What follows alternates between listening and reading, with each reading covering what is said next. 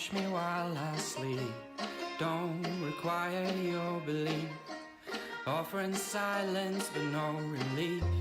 Can you scream without a sound? Like the freeze that's coming down. Barren space where nothing grows. A secret place where no one goes. Chaos Springs Eternal is a Delta Green actual play. Delta Green by its nature deals with violent themes, disturbing imagery, and horrors beyond our comprehension. Now, if you wouldn't mind comprehending some horrors with us, I think you'll have a good time. Can you feel me in the fall? Pull me from this epilogue. My hands are frozen in the snow. The eyes of corpses have no glow. Made this change just for myself. Rambling about my mental health. Demons on this hazy hill. Only my soul is left to kill. Hello and welcome back to Chaos Springs Eternal presents Season 1, City of Woe. Is Hester a gentle lover? Yes, no. Today I on need this you to say presentation... whoa. I need you to say whoa. Whoa! There we go. Thank you. There it is. And no, we are skipping over the Bant topic that we did in our little pre-show unrecorded discussion. I hope that never ever is actually captured and leaked. I think we have successfully turned ourselves off from ever doing Bant topics with the discussion we just had. But I had a good answer.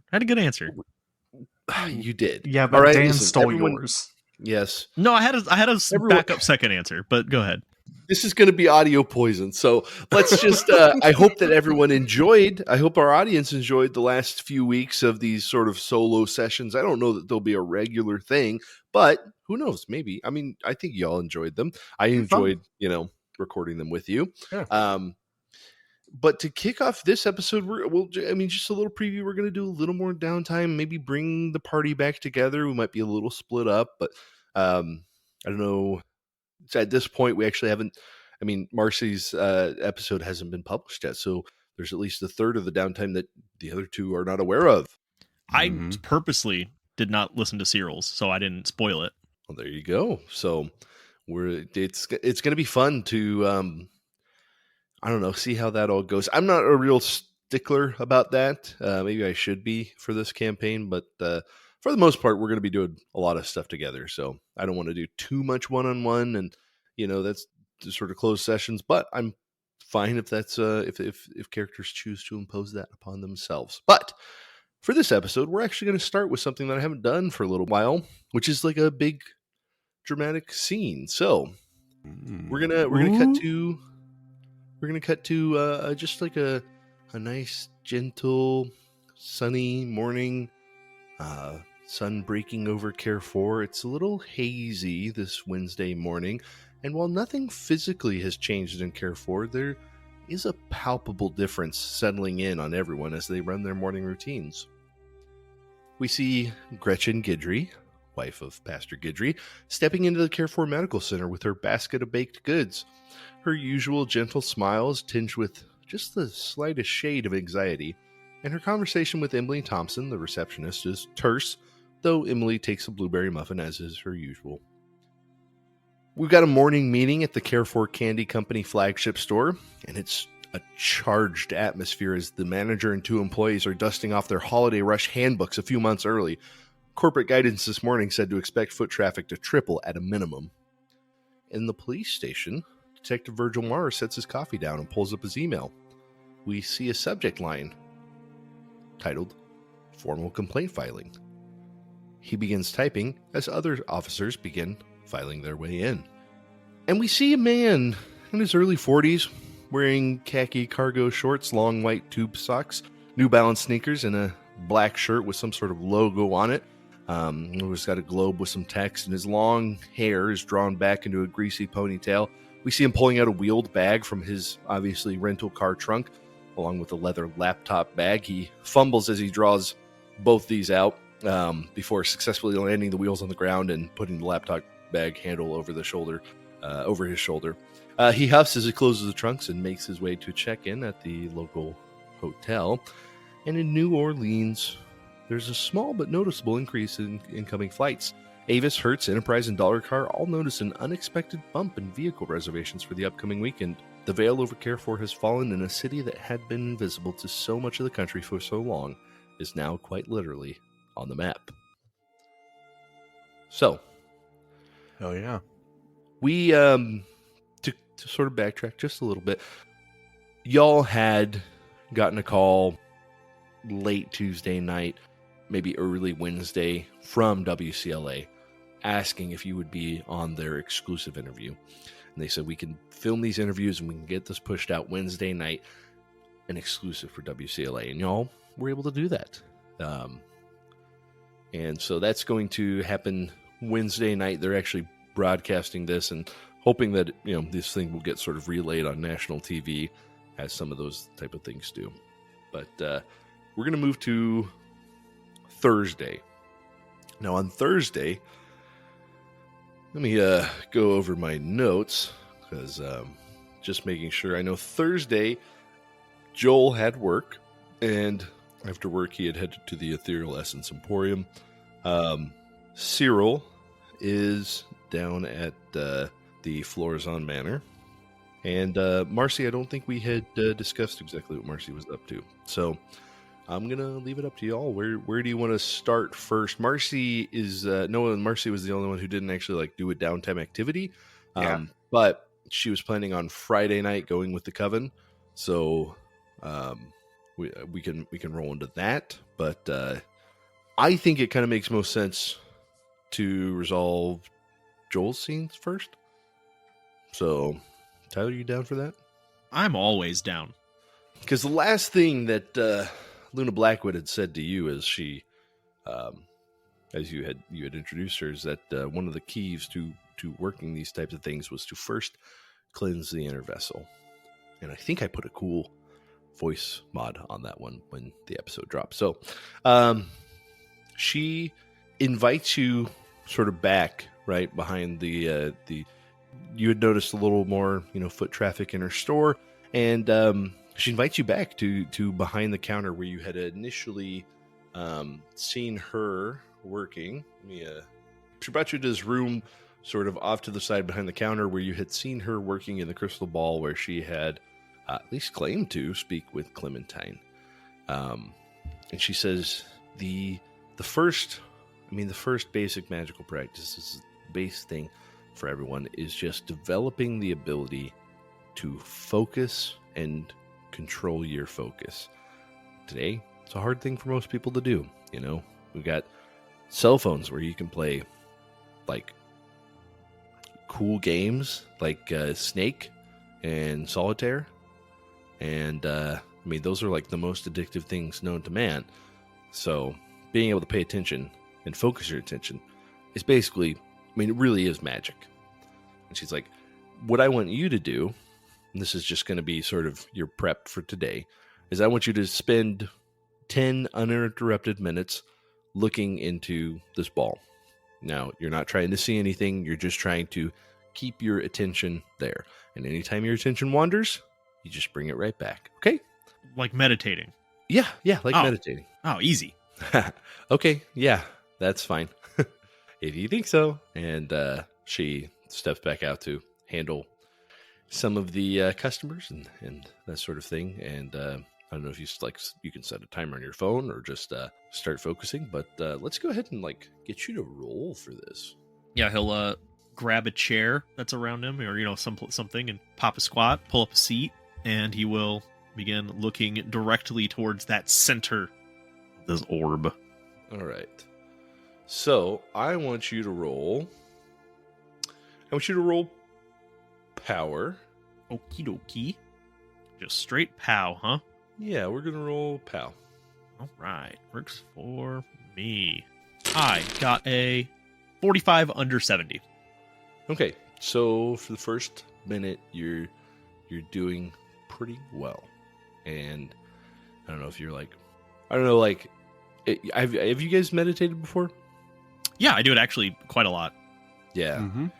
It's really easy to get distracted and have your thing focused, and the ability to focus on your breath and that sort of stuff, and bring it back. So 45 under 70, I think what that represents is that you're doing pretty well for the first like minute, 2 minutes. But as with everyone, your focus starts to wander, and that's just totally normal. But with the success, you bring it right back to, again, looking at this crystal ball, and as you look at this crystal ball, like, you see sort of your reflection in it. I think you're trying to not look directly at your reflection. I don't know. Would you think Joel would look at himself to focus, or just try to like see through himself? Joel is a very vain and a very overly self-indulging, but I think I don't see him looking at himself in the mirror and like focusing that way. I think there's probably either like some minor imperfection or something like that kind of towards the center of it, and that's his focus point, and that's what he's trying to focus on and ignore, the reflection. I kind of picture, like, for me, I do something similar when I meditate, is I just pick a point. Like, there's a specific piece of my wall that's missing a single piece of paint, and I just focus on that, and I realize I catch myself staring through it and not at it when I'm focusing. And I think that's how Joel works, too, is he catches himself, like, staring past the orb and not into it. Okay, so as you stare past the orb after the first minute and a half, when you have your source, maybe a little wanderings here and there, but it's really about, a minute and a half, 2 minutes in, when you like notice that your mind has wandered from this little imperfection. And you bring your vision back, you still your breathing, you get that focus, and as you do, you realize that you begin to see something in the orb, and you see someone in the orb, and specifically you see Ivy Winchester in the orb, and it's just like her face, with her hair framing her face. What does she look like? That's a good question. What does she look like? I think she is probably a little bit taller than Joel. So, she's probably, 5'9", 5'10", something like that. And she is just very laid back. She wears just cut off jeans and a t-shirt. She has her hair up in a messy bun, kind of dark brown, almost black in tone. And I think the thing that he catches himself like staring into the most about her, and like what he fell in love with her the most over, is her eyes are like that kind of ambery yellow brown with like the speckles of the green in it. And I think that's the first thing he notices every time that he sees her. Yeah, so you see her and you recognize like her kind of vague outlines of her apartment, and she is walking and then appears to like sit down, and you're not like head on, you're almost looking at like maybe from 5 feet in front of her and slightly to the left or right. Hard to say.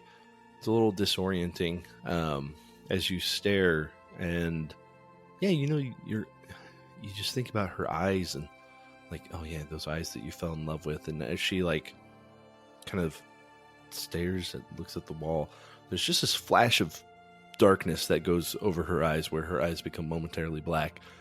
And when that happens, it's almost like she makes eye contact with you as you're doing this. Go ahead and roll sanity. Okay. Success, 27 under 53. Oh, well, that's good. That's good, considering how that went earlier. Maybe you're a little... Yeah. I really was like, oh, not here too, huh? Yeah. But yeah, you just you kind of shake it off as you watch this, and before long, the image kind of fades out, and you realize that someone is shaking your shoulder, and Luna says, "Hey, how's it going?" Fine. Yeah. Okay. You've been here for like 35 minutes now. Oh shit! And he looks at his phone and sees that the alarm has been snoozed like 5 times. Yeah, it's like the alarm didn't even get set, actually. Oh. Yeah, it's kind of weird. Yeah, no, everything's doing good. I think I saw something or did something in the ball. she gives you a incredibly skeptical look when you say that. And she's like, okay, what'd you think you saw? So I was kind of meditating, just focusing on it, and I kind of caught myself, trailing off. I brought myself back in, and I began to see. Are you familiar with Ivy? Band? No, I used to be part of a band with her. She's my ex. Sort of. I think Luna would have to be aware of who she was. Yeah. I started seeing her apartment, but like, it was weird. I saw her and where she lives, but like, when you take a picture and the camera mirrors it and everything feels just a little off? Yeah. I saw that, and as I noticed her and I realized it was her, I started thinking about her face and her eyes, and I saw that kind of darkness in her eyes, and that's when you jolted me out.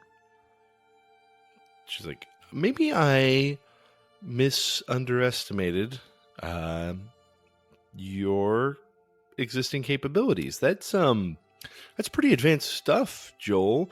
Although I'm a little worried that if you are actually scrying on people, that you're not taking any protection cautions. You aren't familiar with, basic, etheric protections that you do, just so you don't reveal the fact that you've been scrying on people, or you don't open yourself up to, any sort of etheric travelers or anything like that. Hold on. Yeah. Indulge me. Scry. You scry, use a mirror to, or, looking glass to view someone from far away. Oh, so that was actually Ivy and not like a amalgam shadow magic crystal ball thing. Joel, do you really want to get into the philosophy of metaphysics right now? No, I'm not that smart. Okay. Basically, we don't know, right? People who do it, we don't actually know. They've tried to last I heard, some Russians were doing some testing for remote viewing and that sort of thing, but I don't know if that's real, or are we able to separate our viewing of the thing from the experience of it itself? Uncertainty principle, all that sort of advanced physics. I don't know, but the point is, Joel, most people, it takes months for them to be able to do that, but you were able to do that first time. So good job, I guess. I have a book for you to study then. And she rifles through some of her back matter, and she hands you a little book, and it's called Voyages in the Astral Plane, and it has no author listed on the cover or back. She says, this is think of it like reading the expedition reports of Shackleford, right? For if you were going to prep to go to Antarctica, you'd want to read about other people who had been there and sort of get an idea of what they did. This is that. Does it look like a newer book, or does it look old? It looks like, actually, I don't know if you've ever bought a book from like a small batch online bookseller where the cover is like really sort of plasticky almost. Oh, yeah. I know exactly what you're talking about. And like the it's a very generic typeface, and the paper doesn't seem like great quality. Yeah, it kind of feels like it's written on like parchment paper. It's like super thin, and it feels like it's going to break all the time. Yeah, I mean, parchment paper, almost like printer paper, right? That was like cut down to this size. Yeah. I mean, you wouldn't be surprised to know that like they just printed it on printer paper and like kind of cut it down the center and then bound that. Stapled it. Yeah. Very basic binding. But she's like, Okay. Listen, there's only so much you can do while you're here. But take this home and read through it, study it, and you can practice. You don't have to have a crystal ball to practice, but definitely read this all before. And we're going to go ahead and you are going to get 1d6 unnatural. Oh, okay. assume you want me to roll that? Yeah, go ahead. 2. All right. Well, your max sanity has dropped by 2, and you get 2 points in unnatural. My max or my current sanity? Your max. Okay, so my maximum is now 97 forever, basically. Yeah. Okay. All right. Hang on. Yeah. I just have one more question. Oh, I'm sorry. I'm very thank you. busy. I'm very, very busy. No, go ahead. Good. What was that light thing you did earlier, just before you had me come in here? Light thing? Sorry, what do you mean? Like, your voice, it changed, and you seemed like you looked through me. Not like in a, like, it wasn't here way, but like you peered into me. No? She's just, Joel, I don't know what to tell you. I've had years of this sort of study, so there's a million things that could be. But you didn't do it on purpose. Well, I have built up my whole life practicing magic generally, but I didn't do some specific thing just talking to you, no. Right. Okay. Thanks. And he'll stand up and awkwardly reach his fist out for like a fist bump as like a thanks and a goodbye. And then She puts her hand over your fist and just like, thanks for coming by, Joel. Yeah, thanks. And he'll just leave. All right, Mark. What do we want to do with Cyril?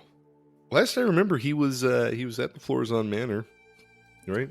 Yep. Last he was at Florazon, and I think him and Glomus were going to the field. That's right. You wanted. Well, Glomus warned you that it would be a little bit. So do you want to give him a ride?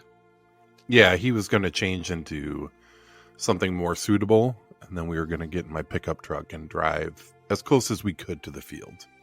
Glomus changes after he's set up some of the implements and crystals and powders and all sorts of things in this giant magic circle. He says, Okay, I will take this form. Now, please do not look, as this process can be very disturbing.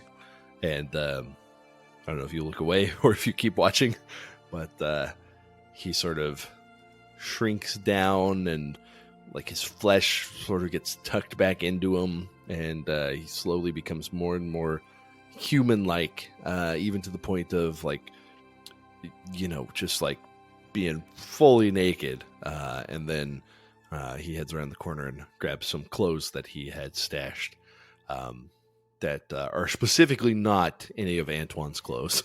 Right. But it's sort of like a tweed jacket, a very light linen shirt he actually puts on a tie.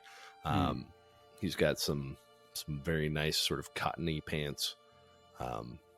He says, sort of accent should I go with this guy? I'm just going to use my voice. He says, okay, well, I think this is much better, and be happy to lead you to the field. So all right. Again, a little bit of a drive, but let's hop on in, shall we? Let's I don't go. have my Let's license, ride so I recommend you drive. Yeah, no, I'll be driving on this one, I think. Yep.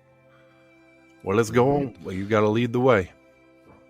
He gets in and he tells you some rough like mile markers and stuff. Maybe like pulls a map out of the glove box, and it's like, I think it's this one. I'll recognize it when I get there. But y'all begin driving there. Go ahead and make a drive roll just to see how long, and this will be fun to see like how well does he remember. And I fumble. 88 over 20. Oh boy. Oh my man. god. Oh, jeez. Well, I'm a fan of failing forward, so rather than turning this fumble into like, you get stuck in the mud for 2 hours, I think what happens is just he keeps getting distracted, kind of like talking to you, trying to make small talk. Sure. And I think it's a little disturbing because he knows so much about you. Mhm. that he is able to ask like extremely penetrating questions. Right. You're just like, wow, that is. I've only known you for like 4 hours total. You know, like in terms of how we acted. Maybe he's asking like weird questions about your business. Like, I don't know if you have any like clients that, maybe he's just like, he's like asking weird about your client list. Yeah, like boudoir photo shoots kind of thing, or like what I do with all the chemicals that I use for stuff like that. Yeah, Yes, and so it takes you a little while longer than maybe you intended. And he keeps his like, I think it's this one. Oh no, sorry. We need to go north a mile, and then and finally, after far too long and far too uncomfortable a car ride, he points out and says, "Oh, this is the field." All right, and paint me a word picture, Dan. What do I see here? You see, a big sort of not too swampy, mostly brown field that looks like maybe like a few days ago it was kind of waterlogged, but it has begun to dry out. There's a lot of cypress trees. I mean, like mostly cypress, a few oak and southern pine, but the cypress trees are the vast majority. And there's, I mean, as you step out onto step out of the dirt road, you've pulled a little bit over to the side. There's no fence around this sort of plot of land. And Glomus steps out and begins walking. And he's like, let me show you exactly where I found the body. And, I don't know, you can make an expression there, or, we can, sort of walk the perimeter, or whatever you Why would don't you just take me right to where you found the body, Glomus? Okay.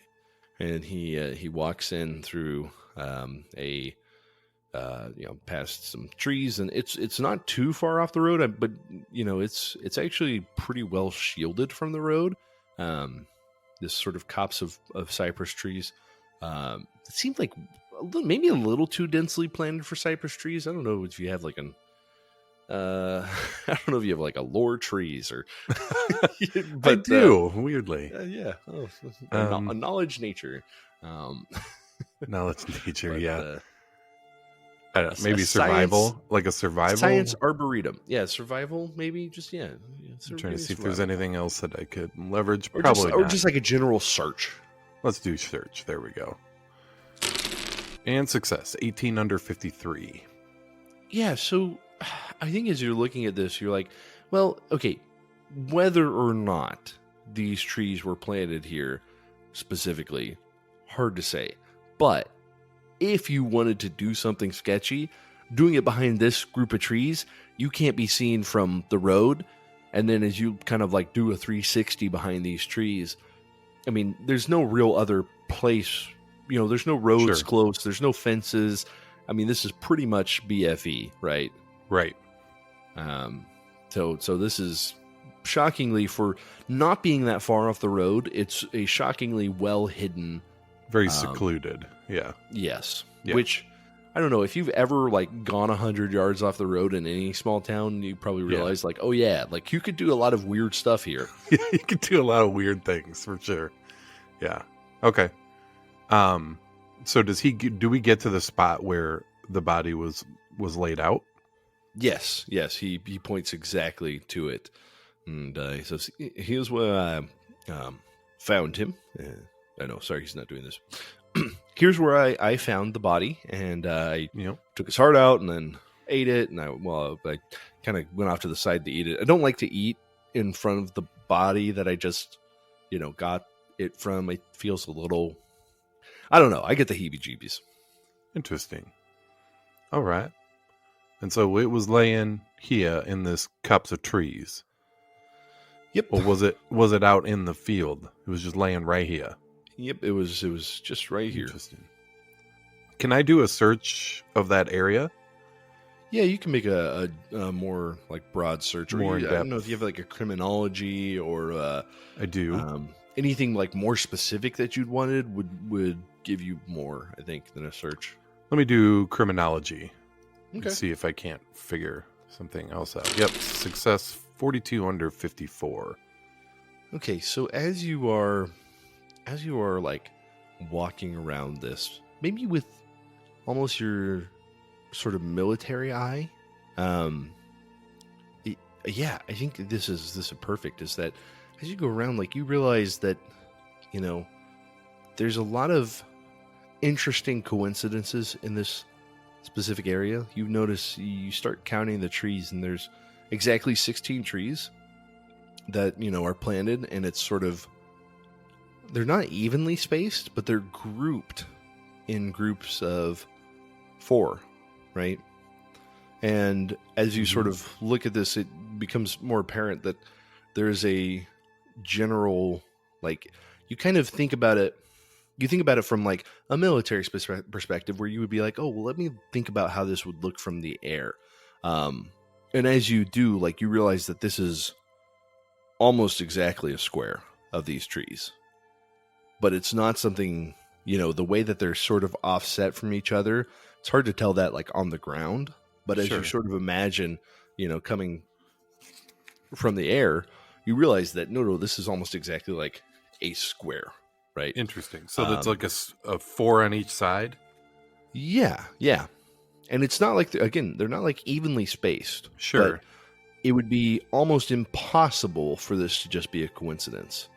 And as you're looking, you realize that within this square, you know, we've got these sort of, you know, things that are beginning to dry up. But there's actually like a general trend within the square of like almost like a V inside the square, where, let's just assume that the square was north-south, right? 4 trees across, 4 trees down. Sure. Imagine that you're looking, again, in a map north-south. It's almost like in the northeast corner to the south center, back to the northwest corner. There's like a V. And then if you look, there's like another V from the southwest corner to the center north to the southeast corner. Okay, so like intersecting V's. Yeah. Okay, and then so there's how is that delineated? How is the V's delineated? It's a little bit of a change in grass, but then it's almost like mud cracks as well. And it's like their mud cracks are happening along this specific, you know, series of angles. And so you put yourself in the center of this copse of trees, in the center of these intersecting V's. And as you look around, I mean, you kind of feel like a little bit of energy, like a little pulse of energy. And I think you are drawn like to the ground, and maybe you like search, you know, move across some leaves or sticks, or, you know, pull up a little dirt. And with your successful search and successful criminology, I'm not going to make you roll again. You pull up a weird bit of metal, like a kind of iridescent, almost like oil slick looking metal, that has apparently a very sharp edge, because you cut yourself on it just as you pick it up. Oh my, okay. Just So one, just give yourself like 1 point of damage. Okay. So like an like a pearlescent kind of metal. How big? Yeah, and it's about the size of a credit card. It doesn't have like a handle on it. It's just like, it's not like exactly rectangularly shaped. It's just got like, one sharp side. Okay. It looks that's what I was gonna holdable, ask. but not comfortably. Does it look old, or does it look? No, it's not rusted. It doesn't look new. It's not like, you know, it could have come off the assembly line, you know, Sure. today, but it could have come off 15 years ago. It's kind of Okay. light for metal, you think? It's not Does it- steel. Does it like fit in my hand? Like, can I hold it? Is there like a way to like hold it so that the sharp side is like a cutting instrument? Yeah, I mean, you definitely could.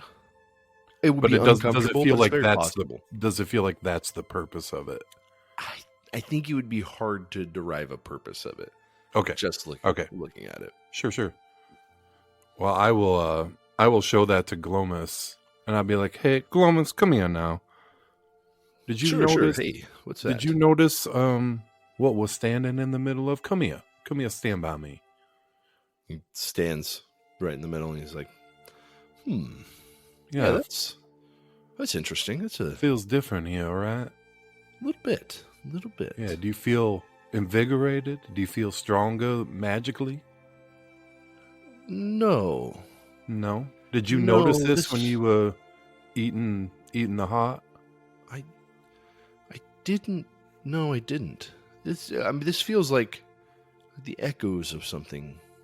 But again, I didn't stand over the body. I just grabbed the heart and then later came back to retrieve it. But this is odd.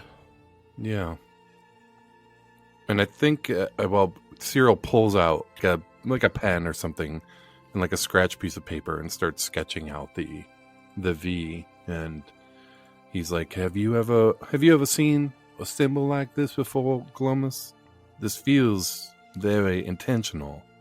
This is I can't say that I have. You're right. I mean, I don't think that is unintentional, but I couldn't say what its purpose was, or it's unknown to me. Interesting. All right. Well, something I'll maybe have Marcy look into. She's good at that kind of stuff. Yeah. So I think that Cyril, never being without a camera, will take photos of this area and get all that stuff squared away. Okay. Yeah. And then once he does that, I think I think I've seen all I can see out here. He will take the piece of metal. He'll show that to Glomus if Glomus has any insight as to what that is. He holds it up and says, "Well, I don't know. I could run some tests on it, but honestly, your guess is as good as mine." Yeah. All right. Well, I'll If hold this on is to it. something arcane, I don't know. It's something that I'm unfamiliar with. Yeah, it feels very runic. Like it feels very old, like cryptograms or whatever they used to call pictograms. I don't quite know what's going on there, but I'll see if Marcy can't look into it. She's good at that kind of thing. And then he kind of looks around the field and at the copse of trees, and he's just like, yes. Good old cypress trees. Have so much symbolism, cypress trees. Just some cultures believe that they're mourning trees, that they're trees for sadness. I think some sadness has been done here. And he just kind of takes in a deep breath. And then he's like, "Well, thank you for bringing me here, Glomus. I appreciate it. I think we learned a bit." Well, yeah. I know it doesn't give you all the answers, but hopefully it gets you better questions. Yeah, it does. And then he will start walking back to his truck. All right. He leaves Glomus in the field. Yeah.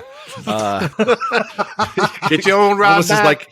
Glomus is like, "Hang on, I gotta take a pisser real quick. I gotta go take a leak." And then when he does back, he does the door trick with him too. Whoa!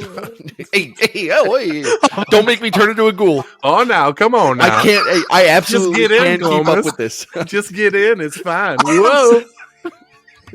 I'm getting mighty Just hungry. him That's a pounding on all fine fours. sounding heart you got in your chest there, kid. Just get in. Why are you taking so long? He turns his whole head. Come Yeah, on, this Dennis lady. Rodman, get in. He turns his whole head into the ghoul head, and he says, Stop doing that! I'm sorry. I'm just messing with you. "Oh man, that was good." All right. So Noah, Marcy, let's go to Friday night.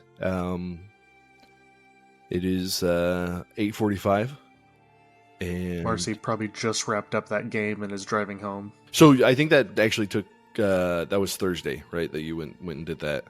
Oh, okay. Right. Sorry. Yeah. So this is the next day, and you have been invited to the quarterly coven meeting.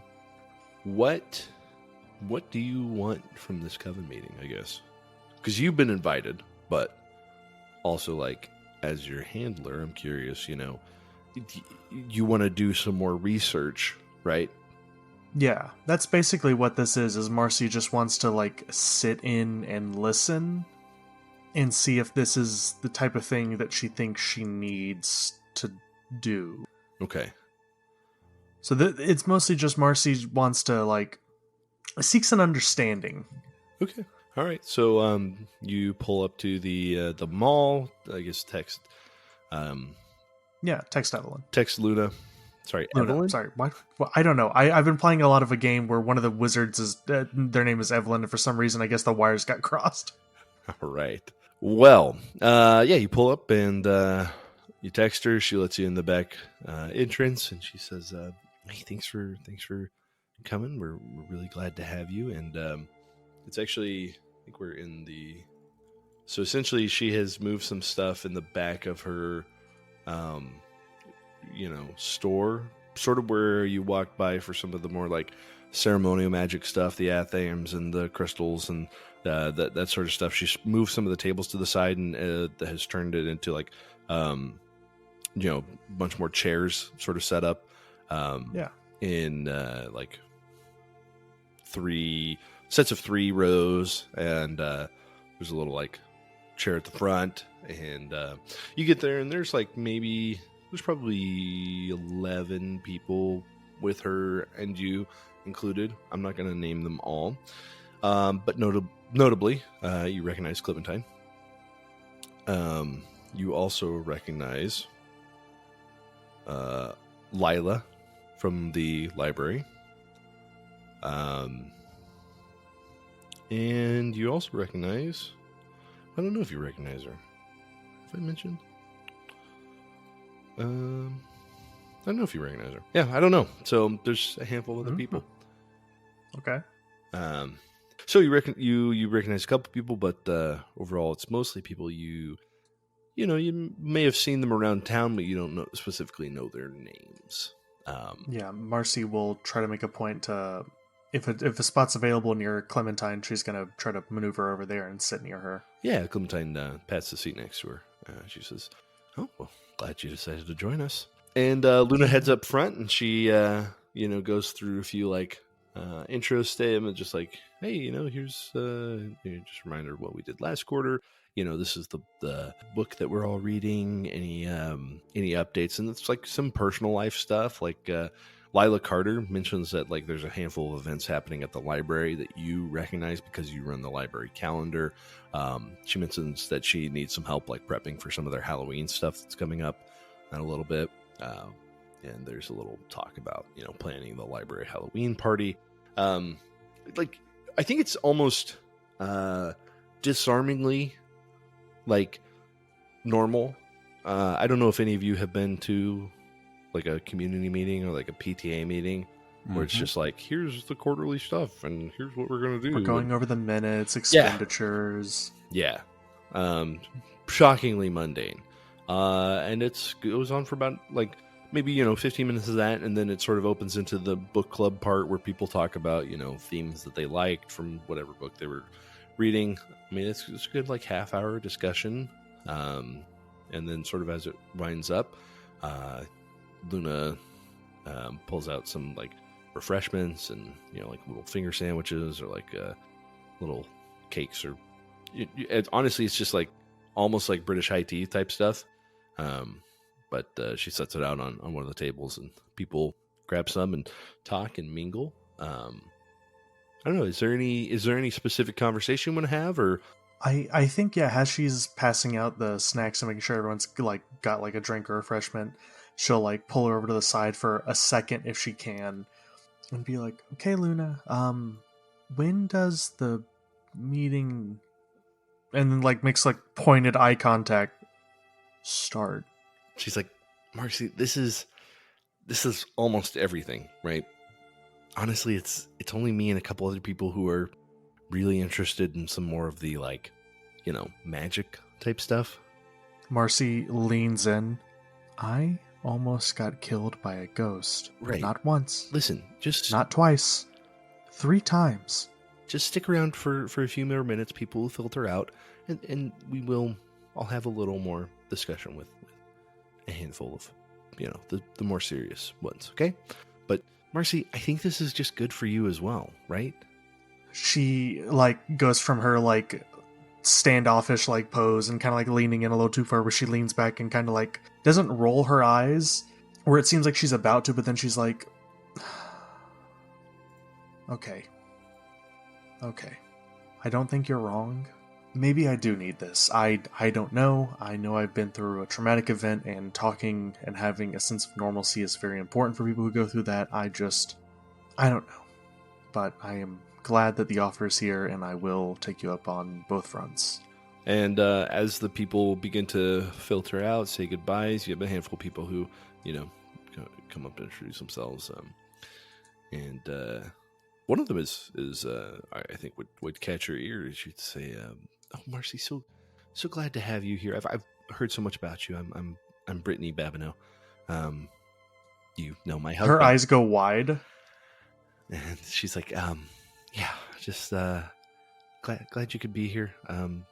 And I get to choose the book for the next quarter. So if you have any input, let me know. I'll take it into account." What are you into? Or does that matter here? Is it just kind of like a general, like, just pick whatever's fun type thing? Is there a list where I can see what y'all have already gone through? She's like, "Yeah, you can check the." She pulls like a little flyer. She's like, "Yeah, you can see the past like few that we've done. It's like mostly fiction. Okay. I don't know if you know. I don't know about the titles, right? I'm not gonna make up some titles right off the spot. But it's like looks like sort of some thriller, crime thriller, some like a little more romance type of things. It's a smattering of mostly fiction. There's like one or two like nonfiction that are sort of like maybe self-help type books.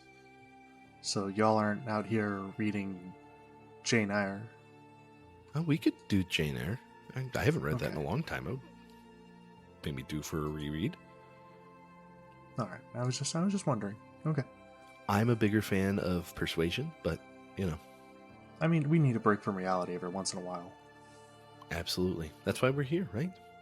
When you say break from reality, for a moment in the back of your head, there's just a little voice that says, Why are you here?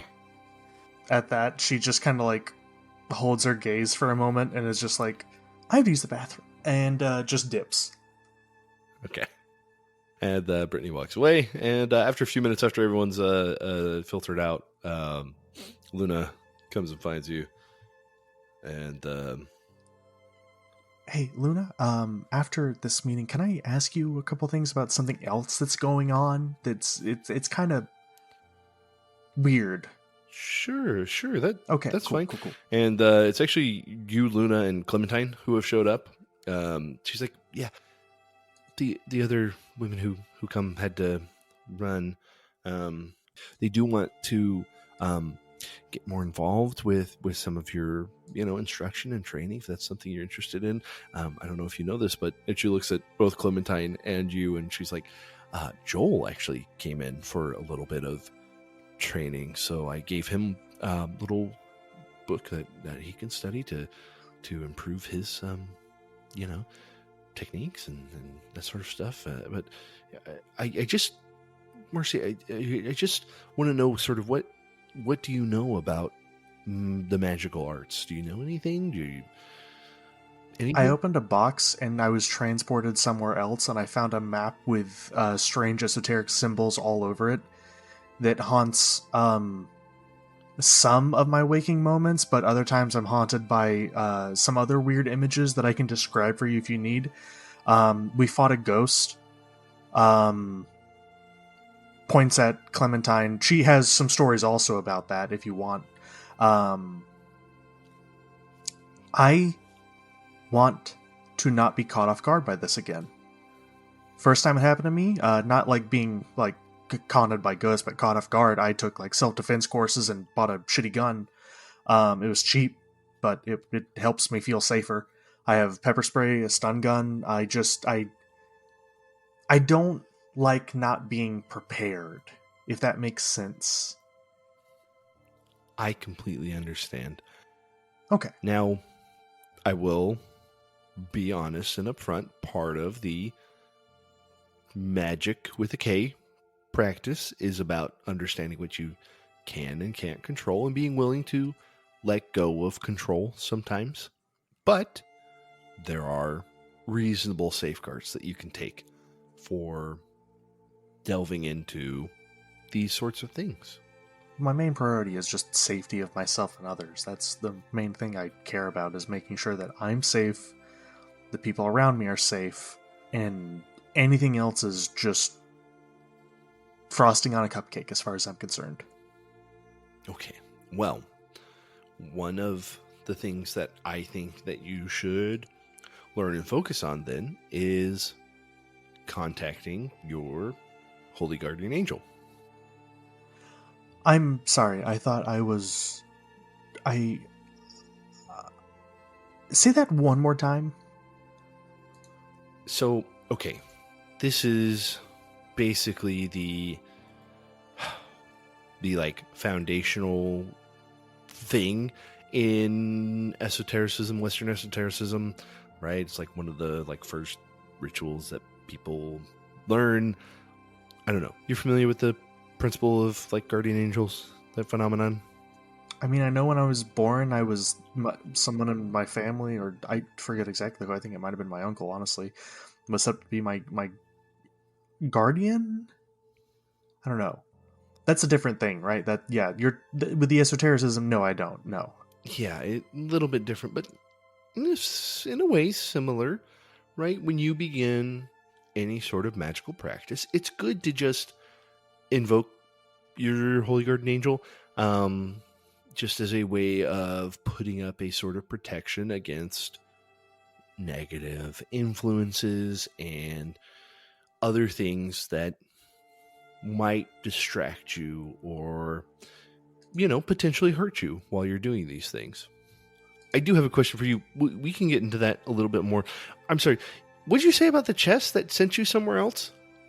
Well, I mean, as you teach me, I can tell you more about that stuff. It was just stuff that we found elsewhere. Yeah. As you give me information, I'll happily give you more. Fair trade. I suppose she that's grins true. A little bit. Too much. I suppose that's true. Let me grab a little book for you. And she grabs a little book, and it's called Magic in Theory and Practice, and its author is Aleister Crowley. She's like, lose my shit if it said Luna. And I'm actually like, I'm not sure. I know Crowley has something about this, but I assume that Magic in Theory and Practice has this, but I don't know if it specifically has a ritual. But in this universe, Crowley's Magic in Theory and Practice does have the ritual for invoking your holy guardian angel, which is a real like spell that people do in like real life now. So as she does this, I'm going to go ahead and give you 1d6 unnatural. There is actually something about the Holy Guardian Angel in it. Okay, good. Good to know. I thought there was, but I couldn't remember specifically. So, do you want me to roll the d6? Yeah. 4. Okay, reasonable. So you knock 4 off your max, and you have the ability to roll that now. Mark, I realized we didn't roll that for you. I meant to do that, though. So, go ahead and give yourself a d6 of unnatural. I got 3 of unnatural. All right, so we have 2. Mark, you were supposed to get a 4. 6 to finish off the pattern. I'll take a 6. That's fine. No, that's Nope. actually, if you think about it, if he had rolled in the proper order, we'd have 2, 3, 4, which is the, Yeah. exact order that I wanted it to be. That's how I planned it from the beginning. And with that, we're gonna wrap it up for this session. So I don't know when the Phantom Phinders are gonna get back together. Guess we'll find out next time.